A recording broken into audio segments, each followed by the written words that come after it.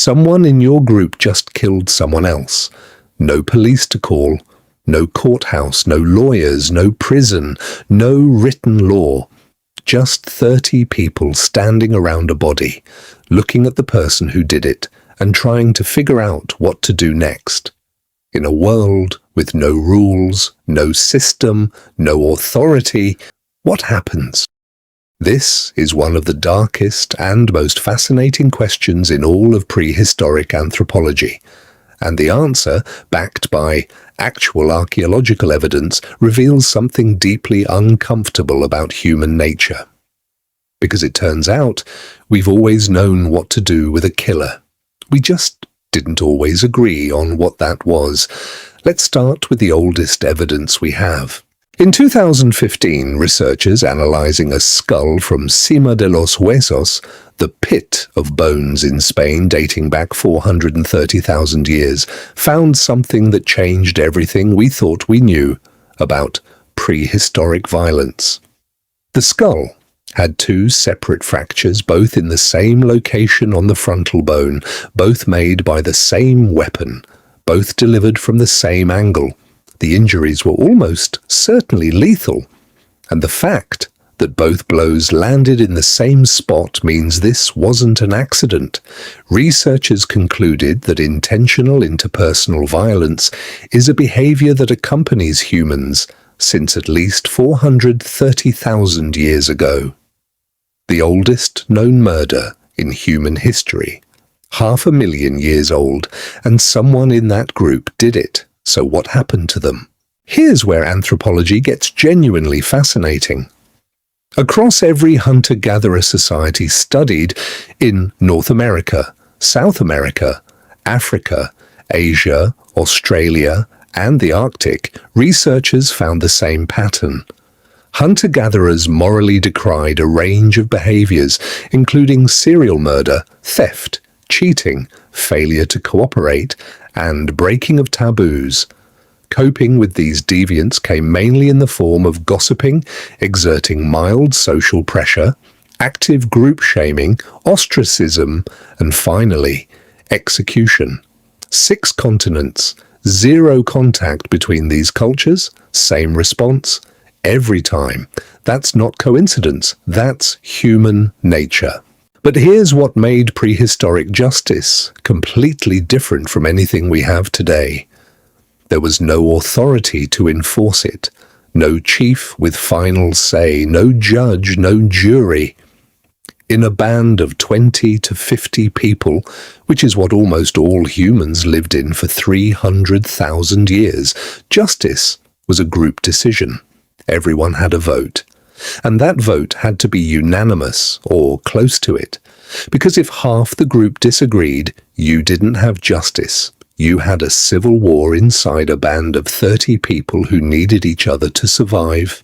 This created something remarkable, a system of justice that was entirely social.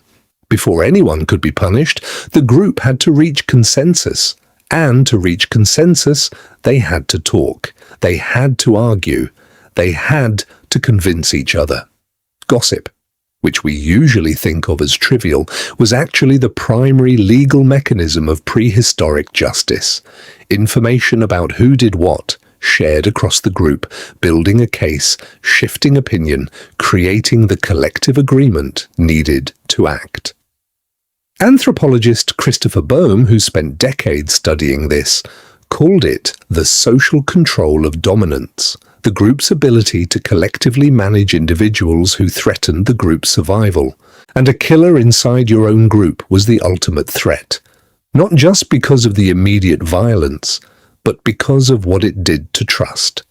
In a band of 30 people who share food, protect each other from predators, and raise each other's children, trust is survival. One person who kills someone inside the group doesn't just take a life. They destroy the foundation that keeps everyone else alive. So, what actually happened to them? The evidence from both archaeology and anthropology points to 3 outcomes, roughly in order of severity. First, ostracism. Temporary or permanent exclusion from the group. In a world without cities or other bands to escape to, this was effectively a death sentence delivered slowly, alone, without food sharing, without shelter cooperation, without protection. Survival was almost impossible. Some researchers argue ostracism was considered more severe than execution precisely because it was slower and more certain. Second, reintegration with strict monitoring. If the killing was deemed understandable, self-defense, provocation, a moment of rage that the group believed wouldn't repeat, the person might be watched, restricted, forced to make restitution to the victim's family through extra labor or food sharing, a form of prehistoric parole. The group needed every member they could keep. Losing someone to execution had costs too. Third, execution. Capital punishment was practiced in all 6 of the world regions where hunter-gatherers have been studied by anthropologists: North and South America, Africa, Asia, Australia, and the Arctic.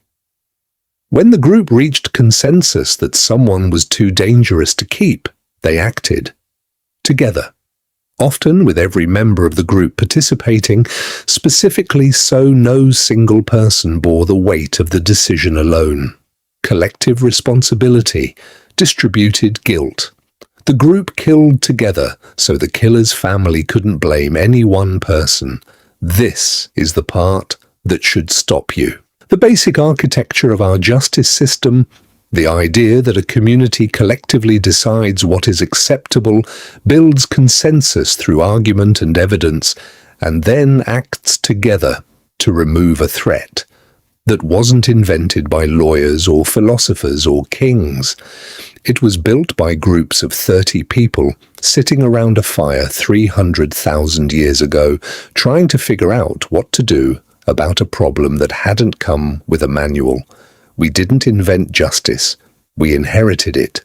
The courtroom is just a very large, very complicated version of 30 people sitting in a circle, talking about what happened and trying to agree on what it means. The oldest murder in history was 430,000 years ago. And somewhere in that same group, someone called a meeting. The outcome of that meeting, whatever it was, is the direct ancestor of every legal system that exists today. We've been trying to get it right ever since.